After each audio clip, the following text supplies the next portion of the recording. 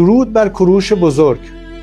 مرد حسابی، این چه استوریه که زنت منتشر کرده؟ چرا صورتتو گذاشته رو عکس من؟ چیو میخواین ثابت کنین؟ چرا هی خودتون رو به من میچسبونید؟ من تا زنده بودم دنبال بزرگ کردن عزت و عظمت این سرزمین بودم، اما شما چی؟ اون از بابا بزرگت که آراراتو بخشید به ترکا، دشت ناامید و سرچشمه‌های رود هیرمند داد به افغانها و الان مردم من در سیستان آبی ندارن که بخورن. اونم از بابات که بحرین رو داد رفت.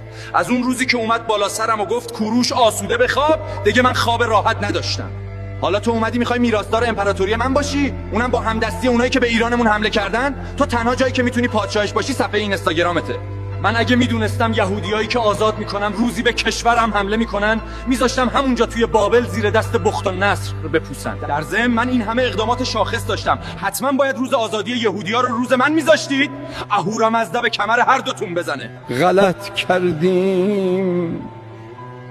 غلط کردیم